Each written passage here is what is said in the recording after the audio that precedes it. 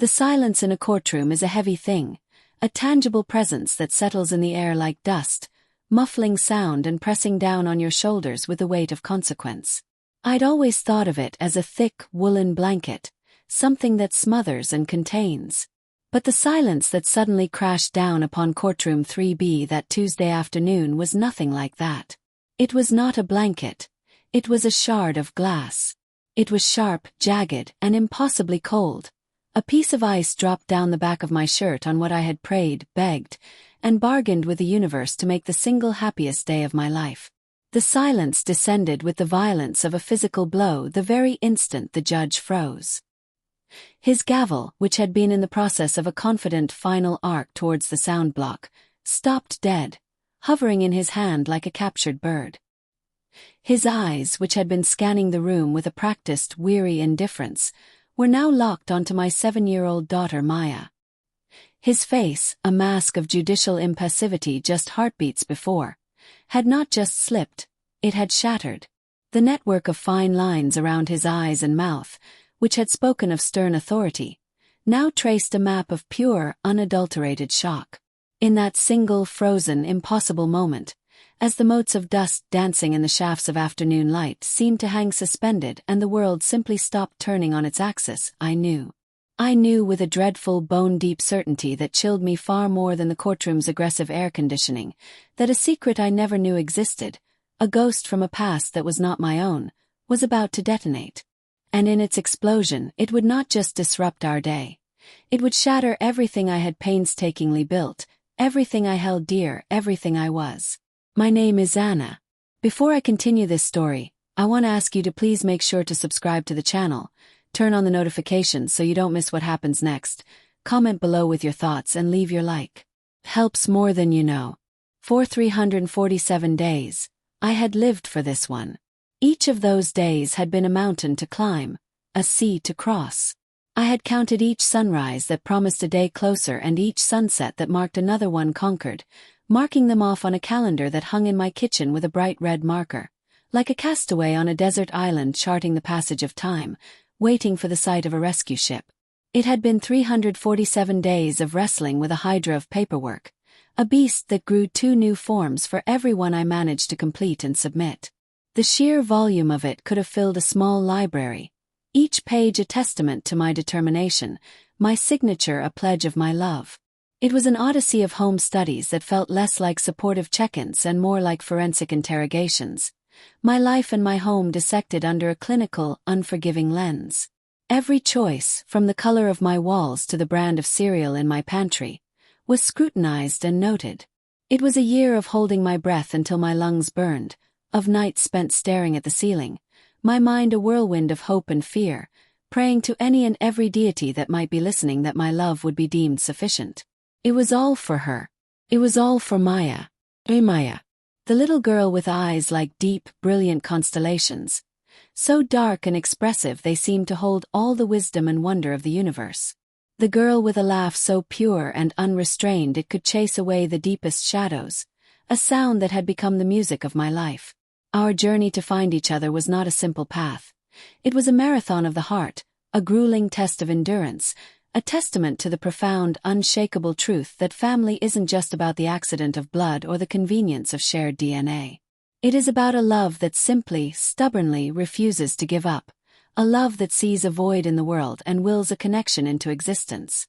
We had built our own small, perfect world, a fortress of love designed for just the two of us, constructed on a foundation of whispered bedtime stories, of secrets shared in the dark, of scraped knees miraculously healed with cartoon bandages and a mother's kiss.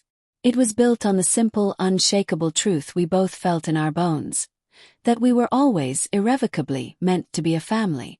This day, the day of the final adoption hearing, was supposed to be the finish line. It was the formal legal seal on a bond that was already forged in the very steel of our hearts. I had spent a full hour that morning, my own hands trembling with a mixture of excitement and nerves, dressing Maya in her favorite yellow sunshine dress. It was a simple frock of bright, buttery yellow, so vibrant it seemed to have absorbed the morning light and held it captive. She was clutching a worn-out, much-loved teddy bear named Barnaby, a fluffy companion who had seen her through so many nights of uncertainty. Barnaby's button eyes, one slightly askew, seemed to be looking around the imposing wood-paneled courtroom with the same wide-eyed nervousness that was churning like a cement mixer in my stomach. I squeezed her small, warm hand, the familiar feel of it a grounding anchor in the swirling sea of my anxiety. I bent down and whispered reassurances that I desperately needed to believe myself. "It's okay, sweetie. Don't be scared of the big room or the serious faces. Today is just a formality. It's a party, really. The day you officially, legally, become my daughter forever and ever." But standing between us and that lifelong dream was one last, formidable hurdle. The final recommendation from our assigned social worker, Mrs. Helen Gable, a woman who had been a low-grade hum of anxiety in my life from the moment her name appeared on our file. And presiding over our collective fate was Judge Thompson, a man whose stern, uncompromising reputation had walked into the room a full minute before he did, casting a long, intimidating shadow over the proceedings. Our journey with the adoption agency had been, for the most part, a wonderfully positive and affirming experience.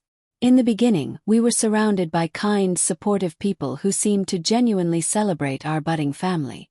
Our first social worker, a woman named Linda with a warm smile and kind eyes, had seen the pure, uncomplicated love between me and Maya and championed it from day one. She saw us not as a case file, not as a placement, but as a mother and daughter waiting for the paperwork to catch up with reality. And then, 6 months into the process, Linda took an early retirement. Our case was transferred. We were assigned to Mrs. Gable. On paper, she was the very picture of competence. 2 decades of experience, a reputation for being thorough to a fault, a no-nonsense professional who got things done. But from our very first meeting, from the moment she stepped over my threshold and into my home, a space I had worked so hard to fill with love and warmth, something just felt profoundly, fundamentally wrong. A cold draft seemed to follow her in, a chill that had nothing to do with the weather. Mrs. Helen Gable was a woman who seemed to be permanently, almost ideologically, dressed in beige. It was more than a color choice. It felt like a statement of principle.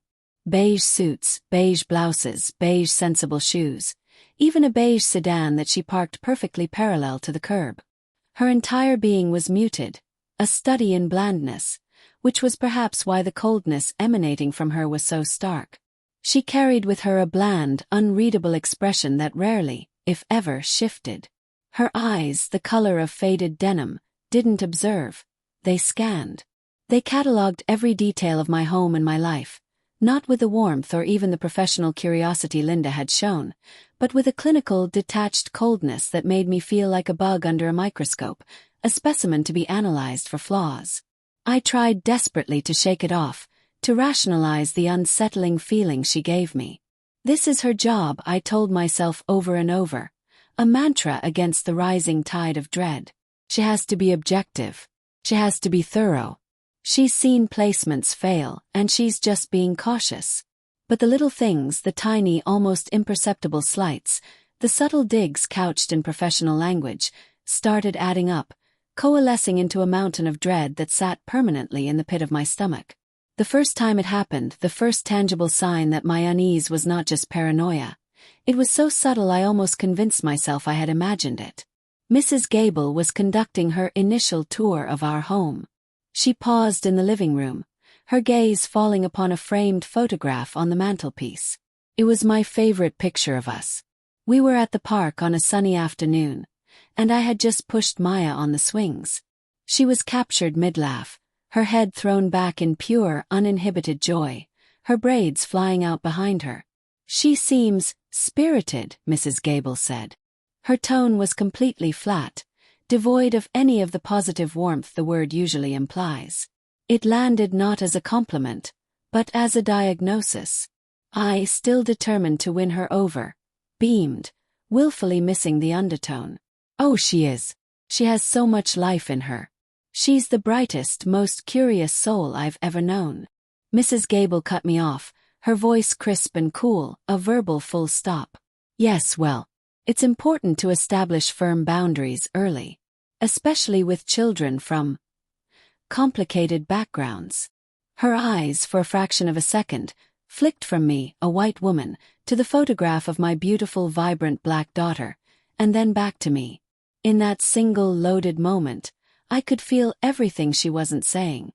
The unspoken implication hung in the air between us, thick and suffocating, that Maya was inherently more complicated, more difficult, a greater risk, simply because of the color of her skin.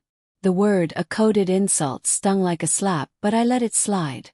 I couldn't afford to make waves. I couldn't risk antagonizing the woman who held our future in her beige-gloved hands. I just wanted my daughter. I just needed to get to the finish line. But it kept happening.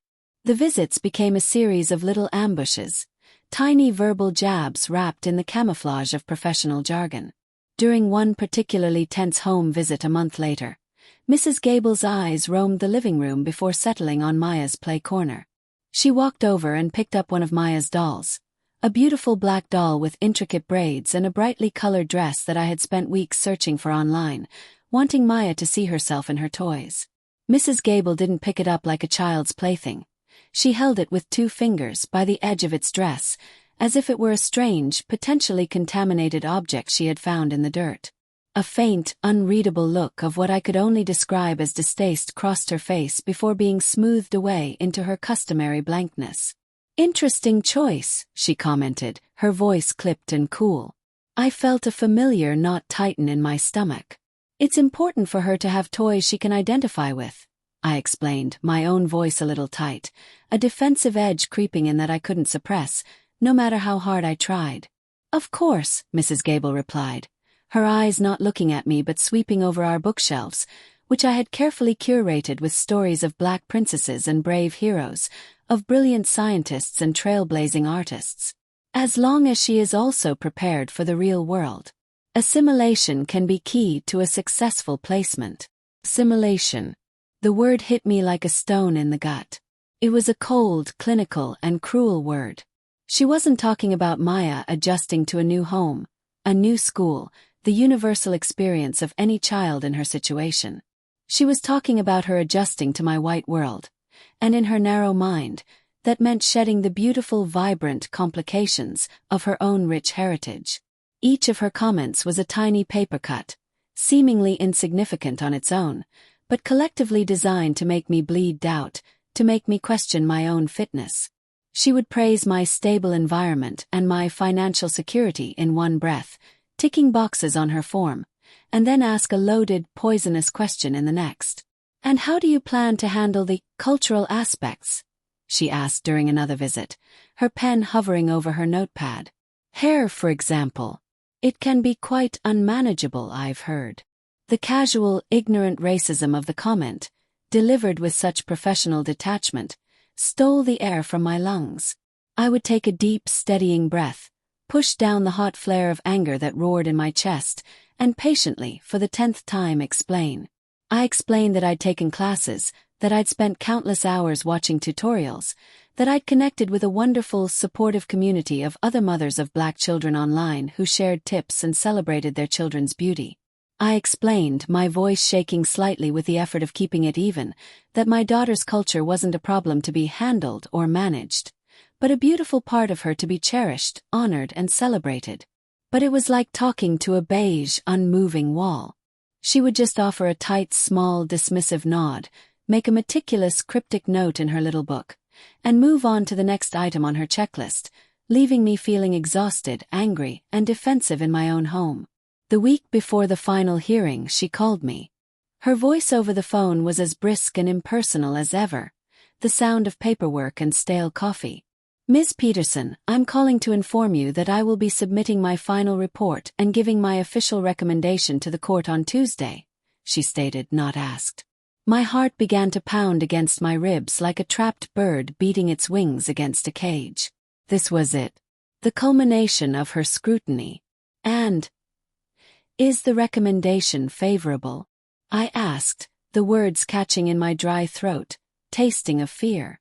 There was a pause on the other end of the line, a silence that stretched for an eternity, a deliberate, calculated void. I could hear the faint hum of her office, the ticking of a clock. It was a power play, and we both knew it. "I have noted your commitment," she said finally. using carefully chosen, empty words that meant absolutely nothing. However, I do have significant reservations about the long-term suitability of a transracial placement in this specific case. The words significant reservations hit me like a physical blow. I felt my knees go weak. But, she added, and I could almost hear the thin, cruel smile in her voice, a sliver of triumph she couldn't quite conceal, the court tends to favor permanency. It was a masterpiece of bureaucratic cruelty. A veiled threat wrapped in procedural jargon. She was going to approve the adoption, yes, but she was going to taint it with her poison. She was going to plant a seed of doubt in the judge's mind, a permanent record of her reservations that would follow us forever. A hot flare of rage, pure and potent, roared in my chest, but I swallowed it down, the bitter taste of it burning my throat. I was too close to the finish line to stumble now. "Thank you, Mrs. Gavel," I said, the words tasting like ash in my mouth. "We'll see you Tuesday." As I hung up the phone, my hand trembling, I stumbled into the living room and pulled Maya, who was drawing at her little table, into a desperate, crushing hug, burying my face in the sweet scent of her hair. This woman, with her narrow mind and her cold beige heart, would not ruin this. She couldn't. She wouldn't. The day of the hearing, the very air in the county courthouse was thick with the scent of old paper, stale coffee, floor wax, and 100 years of distilled human anxiety. It was a place of endings and beginnings, of hope and despair, and you could feel it all clinging to the marble walls. Maya, usually a little whirlwind of chatter and energy, was unervingly quiet. Her small hand sweaty and tight in mine as we navigated the long, echoing hallways. She clung to my side, her eyes wide as she took in the imposing scale of the place, the serious-faced people hurrying past. "Is this where they make me your daughter forever?" she whispered, her voice so small and fragile it was almost lost in the cavernous hallway. I knelt down in front of her, right there on the polished linoleum, trying to force a smile that felt brittle and thin, like a pane of glass about to crack. "Yes, sweetie. This is it. Nothing to be scared of. It's our happy day, remember? The party we've been waiting for." I hoped, with all my heart, that my smile was more convincing to her than it felt to me. We were finally called into Courtroom 3B. The room felt vast and intimidating, far more so than I had imagined. The ceilings were high, the walls were paneled with dark, solemn wood, and the American flag stood sentinel beside a bench so high it looked more like a throne. My lawyer, Mr. Harris, a kind, steady man in his 50s who had been a rock of calm and competence through this whole process, gave my shoulder a reassuring squeeze. "Slam dunk, Anna," he whispered, his voice a low rumble of confidence. "The recommendation is for approval. The judge will just rubber stamp it.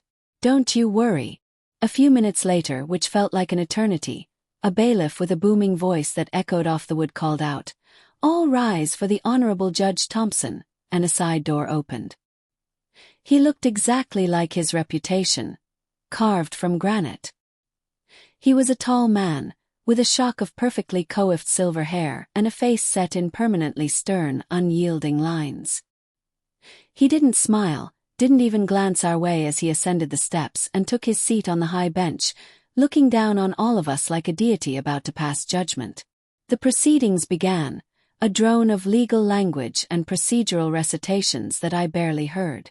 My entire universe had shrunk to the warm, small hand I held in mine, the occasional nervous shuffle of Maya's feet next to me, and the frantic, hopeful beating of my own heart. I kept my eyes on Maya, on the yellow of her dress, on the worn fur of Barnaby the bear, trying to will a bubble of peace and love around us in this cold, sterile room. Then the judge looked up, his gaze sweeping over us, cool and appraising. "The court will now hear the final recommendation from the Department of Family Services, presented by Mrs. Helen Gavel." My breath hitched in my throat. My grip on Maya's hand tightened. Mrs. Gavel walked to the podium with an unnerving, self-possessed confidence, a beige specter in this world of dark wood and black robes. She placed her file on the lectern, adjusted the microphone, and began to speak, her voice a flat, dispassionate monotone, reciting the sterile facts of the most emotional journey of my life. "Ms. Anna Peterson has met all the statutory requirements for adoption as set forth by the state," she stated, her eyes fixed on her notes. She has provided a clean, safe, and financially stable home environment. The child, Maya, is enrolled in school and appears to be well cared for. I started to breathe a little easier with each box she ticked. My shoulders, which had been up by my ears in a knot of tension, began to relax by a fraction of an inch. Maybe she'd just stick to the script. Maybe she'd decided her petty cruelty wasn't worth the effort. Maybe she'd let it go. Therefore, Mrs. Gavel said, pausing for what felt like a deliberate dramatic effect, making the whole courtroom wait on her word, the department recommends that the adoption of the minor child, Maya, by the petitioner, Ms. Peterson, be finalized. If you're still here with me and you're feeling the tension that I felt, please don't forget to subscribe, activate notifications, leave your like, and share this video with someone who understands the power of family. A wave of relief, so powerful and sudden it almost made me dizzy, washed over me. I felt lightheaded, my vision swimming for a second. We had done it. I squeezed Maya's hand, and a huge, trembling, tearful grin spread across my face. I looked down at her, and she looked up at me, her own face breaking into a smile of pure relief, finally understanding that the scary part was over. But Mrs. Gavel wasn't done. She hadn't stepped away from the podium. She looked up from her notes, first at the judge, then her eyes slowly, deliberately, found mine across the room. And in her flat, beige eyes I saw it. A flicker of cruel, unmistakable, personal triumph. However, she added, her voice dropping into a conspiratorial, cautionary tone, as if she were sharing a grave and important secret with the court. While the department supports this action on grounds of permanency, we must consider the child's long-term identity formation. It will be an undeniable, and perhaps insurmountable challenge for her to connect with her roots in this new environment. Then came the final venomous blow, the one she had been saving, the one designed not for the legal record, but for my heart. She turned her head slightly and looked directly at my 7-year-old daughter, who was just starting to relax, and a thin, condescending smile played on her lips. "She'll certainly be comfortable," she said, her voice dripping with a disdain so thick it was almost tangible.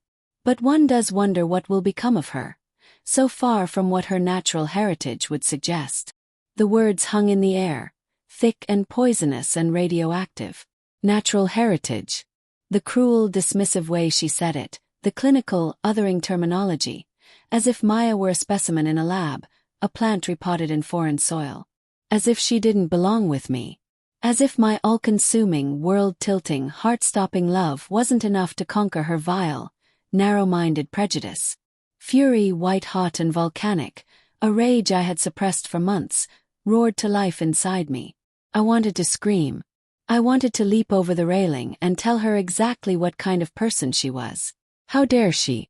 How dare she say that in this public forum, in front of my child, planting seeds of doubt and otherness in her precious 7-year-old heart? The courtroom was utterly, profoundly silent. The gentle hum of the ventilation system seemed to have stopped. The court reporter, a woman who had been typing at a brisk, steady pace, had stopped, her hands hovering motionless over the keys of her stenotype machine. My lawyer, Mr. Harris, looked apoplectic, his face flushed with a mixture of disbelief and rage. And that's when it happened. I forced myself to tear my gaze away from the smug, hateful face of Mrs. Gavel and looked at the judge, expecting to see a flash of judicial annoyance at her unprofessional, biased commentary. But that's not what I saw. Not even close. Judge Thompson was frozen. His hand, which had been reaching for his gavel to finalize our lives, was suspended in mid-air, a statue of arrested motion. His mouth, previously a firm, hard line, was slightly agape. And his eyes, his stern, impassive, granite-carved eyes, were fixed on Maya. Not with judicial sternness, not with annoyance, but with a look of raw, unfiltered, earth-shattering shock. The mask of authority had not just slipped. It had been violently shattered into a million pieces. It was as if he was seeing a ghost. It was a look of such profound, personal horror and disbelief that it transformed his entire face into that of a stranger. In that deafening, impossible, time-stopping quiet, with the judge's horrified eyes locked on my daughter and the world holding its breath, My entire universe tilted on its axis and began to spin out of control. The sharp, explosive crack of the gavel hitting the wooden bench made everyone in the room jump as if a gun had gone off. It was not the confident rap of a decision made, but the frantic, uncontrolled slam of a man in crisis. "This court is in recess." Judge Thompson's voice was raw, a choked, unrecognizable sound that tore through the silence. He pointed a trembling finger, not at the smug and now utterly bewildered Mrs. Gable, but at us. "Me. Maya." "Miss Peterson, young lady," he said, his voice cracking, his gaze still locked on a wide-eyed, frightened Maya. "And counsel. My chambers. Now." He completely ignored Mrs. Gable, who stood at the podium looking pale and utterly confused. Her moment of cruel triumph stolen from her and twisted into something she couldn't comprehend. She was an irrelevance. "Anna, what in the world was that?" Mr. Harris whispered urgently as a bailiff. His own face, a mask of confusion, appeared and began to lead us through a side door and down a quiet, carpeted hall. "I've practiced before Judge Thompson for 20 years. I've never, ever seen him like this. Not even close. I have no idea." I trembled, my arm wrapped so tightly around Maya I could feel her small heart beating against my side. I pulled her into a bewildered, protective hug as we walked, trying to shield her from the tidal wave of adult chaos that had just crashed over our lives. The judge's chambers were filled with the scent of dark wood, old leather, and even older books. It was a space designed to project power and wisdom, but now it just felt like a cage. He was standing by the tall, arched window, his back to us, his broad shoulders slumped in a posture of utter defeat. He turned around slowly, and the transformation was staggering. The stern, granite-carved man from the bench was gone, vanished. In his place was someone who looked broken, haunted, aged a decade in the last 5 minutes. His eyes, red-rimmed and filled with a terrible ancient pain, slid past me and Mr. Harris, landing with a gut-wrenching tenderness on the little girl I held tightly in my arms. "The girl," he said, his voice raspy and strained, as if it had been dragged over miles of broken glass. "Her name is Maya. What is her birth date?" Mr. Harris, ever the lawyer, immediately started to object on legal grounds, his voice sharp. "Your Honor, with all due respect, this is highly irregular." But the judge held up a hand. It wasn't the commanding gesture of a judge. It was the desperate, pleading gesture of a drowning man. "Please," he said, the word a ragged breath. "Please, counsel. Just answer the question."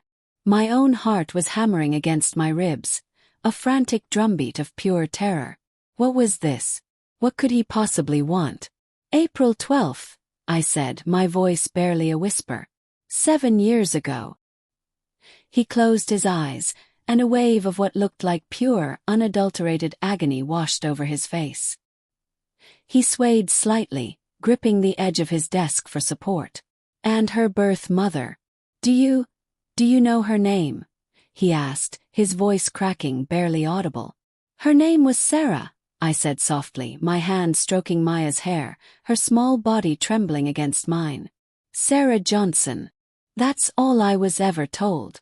That's all they knew." At the name Sarah, the judge flinched as if he'd been physically struck. A choked sound escaped his lips, and he sank heavily into the large leather chair behind his desk, his legs seeming to give out from under him. He fumbled in his jacket pocket, his movements clumsy and uncoordinated. He pulled out a worn, dark leather wallet and, from a hidden flap inside that looked like it hadn't been opened in years, extracted a small, faded photograph. His hand trembled so violently he could barely hold it steady as he held it out across the desk to me. I hesitated for a second, my mind racing, before I let go of Maya and stepped forward, taking the small, creased picture from his shaking fingers. The picture was of a young woman, maybe in her early 20s, laughing, her head thrown back in pure joy, a field of wildflowers blurring into a kaleidoscope of color behind her. She was beautiful, vibrant, so full of life it seemed to radiate from the faded paper. And as I looked at her face, at the curve of her smile and the light in her eyes, my blood ran cold. It was Maya's face. The exact same deep, kind, soulful eyes, the same wide, joyful smile that lit up her whole being, the same sprinkle of freckles across her nose. It was like looking at a photograph of my daughter, 20 years in the future. "I knew Sarah," Judge Thompson whispered, his voice cracking with a grief so profound it felt ancient, a grief he had clearly carried for years. "A long, long time ago. We were in love. The pieces of a puzzle I never knew existed, a puzzle whose picture was my entire life, slammed violently, painfully into place. My mind reeled. She was an artist," he continued, his voice heavy with memory and a regret so thick it was suffocating. "So full of light and laughter. She painted wildflowers. I was just starting law school, buried in books and ambition. My family. They come from old money, old expectations. They didn't approve of her. They thought she was flighty, unsuitable. I was young and I was a coward. I let them get in my head. I let their ambitions for me become more important than my love for her. I pushed her away. I told her it wouldn't work. I broke her heart. And she just disappeared. She left town without a word. I tried to find her for years after I graduated, after I realized what a fool I'd been, but she was gone. It was like she had vanished from the face of the earth." He looked up at me, his eyes swimming with unshed tears, a powerful man made utterly powerless by the ghosts of his own past. "She never told me," he choked out, the words ripped from the very depths of his soul. "She never told me she was pregnant." The air left my lungs in a single, painful gasp. I stared at him, the powerful Judge Thompson, now just David Thompson, a man shattered by the choices of his youth. Then I looked down at Maya, who had been watching this whole exchange with wide, curious eyes, sensing the monumental shift in the room even if she couldn't understand the words. She was looking from the photograph in my hand to the weeping judge behind the desk. The social worker's cruel, ignorant words echoed in my mind. Natural heritage. She had no idea. In her petty, bigoted attempt to wound me and question the legitimacy of my bond with my daughter, she had accidentally, impossibly, reunited a father with the daughter he never knew he had. In that single, terrifying moment, my beautiful dream, the dream I had fought for and bled for, felt like it was twisting into a waking nightmare. After all this, after everything we had been through, would he try to take her from me? My mind was a frantic, chaotic scramble of fear and white-hot panic. I had spent the last year planning for every possible obstacle, every bureaucratic nightmare, every legal challenge. But "the judge is the biological father" was a scenario that had never, not in a million years, entered my most terrifying thoughts. Mr. Harris, finally recovering from his own profound shock, was the first to speak, his voice firm but gentle, pulling us back from the brink of emotional chaos. "Your Honor, David. You need to recuse yourself from this case. Immediately." Judge Thompson, David, nodded, wiping clumsily at his eyes with the back of his hand like a small boy. "Of course. That's already done. The moment I saw her, I was no longer a judge in this matter. That's not why I brought you in here." He took a long, shaky breath, his gaze locked on Maya with a mixture of awe, unbearable sadness, and profound wonder. "I don't want to stop this adoption," he said, his voice thick with an emotion so raw it was painful to hear. The words hit me with the force of a physical blow. Relief, so intense and absolute it made my knees feel weak, washed over me in a dizzying wave. I gripped the edge of a chair to steady myself. He looked at me then, his eyes pleading, stripped of all judicial authority, showing only the desperate heart of a father. "My God, Anna," he said, his voice breaking on my name. "You are her mother. You've been her mother all this time. You are the one who found her, you are the one who has loved her, you are the one who has healed her. I lost any right to be her father the day I let her mother walk away out of my own weakness and fear." He leaned forward across his massive desk, the picture of power completely stripped away, leaving only a man drowning in decades of regret who had just been handed an impossible, heartbreaking miracle. "I'm not going to fight you. Have no right. I wouldn't do that to you, and I wouldn't do that to her. But I am asking you. No, I am begging you. Please don't shut me out of her life completely. Let me know her. Let me be an uncle, family friend, anything. Just let me be in her life. She looks just like her mother." His raw, desperate vulnerability disarmed all my fear and all my anger. This wasn't a judge asserting his power. It was a father wanting to know his child, a man asking for grace. I looked down at my beautiful daughter, my Maya, who was watching him not with fear, but with a curious, open, and deeply intuitive expression. She deserved her whole story. She deserved everyone in this world who could possibly love her. And looking at the wrecked man behind the desk, there was no doubt that he would love her. Maybe our little world, our fortress built for two, didn't have to be so small after all. "Okay," I heard myself say, the single word feeling momentous, a bridge being built across an impossible chasm. "Okay, David." 2 days later, we stood in a different courtroom. It was smaller, brighter, filled with morning sunshine, and the judge was a warm, smiling woman in her 60s who looked at Maya with genuine, unconcealed delight. The proceedings were short, simple, and joyful.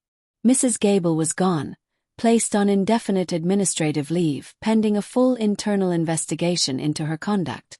The new social worker who spoke was the kind, smiling woman from the beginning of our journey, Linda, who had come out of retirement for one day just to be there. Her recommendation was glowing, filled with praise for the love she had witnessed between us. The new judge read the final decree with a joy that filled the room and healed the wounds of the one before. "By the power vested in me by this state," she declared, her voice ringing with a happiness that felt deeply personal, "I find it is unequivocally and enthusiastically in the best interest of the child that this adoption be granted. She is, in all legal and permanent ways, Maya Grace Peterson." Tears, hot and joyful, streamed down my face as I wrapped my arms around my daughter. My daughter. Officially. Legally. Irrevocably. Forever. As we turned to leave the courtroom, hand in hand, ready to start the first day of the rest of our lives, I saw a man standing near the back door, away from everyone else, almost hidden in the shadows. It was David, not in a judge's imposing black robe, but in a simple gray suit. He just stood there, his own eyes filled with tears, a small, sad, but profoundly grateful smile on his face as he watched his daughter, the daughter he had just found, walk out of the courtroom with her mother. That was 6 months ago. Life is nothing like I expected it to be on that day, and yet, it is everything I could have ever hoped for and so much more. Maya is my daughter.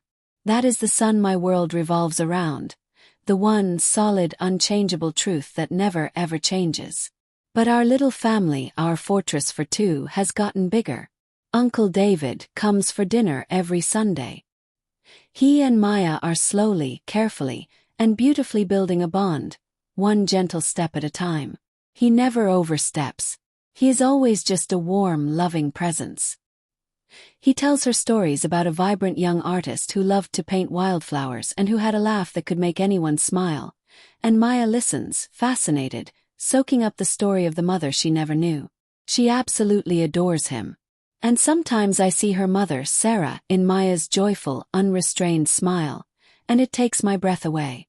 But I also see David in the determined set of her jaw when she's concentrating on a puzzle, in her fiercely logical, thoughtful way of looking at the world. She is a perfect, beautiful, miraculous mix of them both. And she is all mine. It's strange and almost unbelievable to think that Mrs. Gavel's casual, systemic cruelty, her poisoned words born of prejudice, were the very things that brought us all here. Her bitter attempt to tear us down, to invalidate our family, to suggest that my love was somehow insufficient, was the accidental catalyst for an impossible miracle. It taught me that family isn't about fitting into a neat little box or a pretty, socially approved picture. It's messy, it's complicated, it's unpredictable, and sometimes it's born from the most unexpected, earth-shattering moments. It's about choosing love again and again and again, and opening your heart to beautiful, terrifying, wonderful possibilities you never could have dreamed of. Our little world of two became a universe of three, and our story, born of loss and prejudice and fear, became one of profound, unexpected, and unconditional love. Thank you for listening to my story. Please don't forget to subscribe to the channel, turn on notifications, Comment below with your own stories of unexpected family, leave your like, and share this video with others.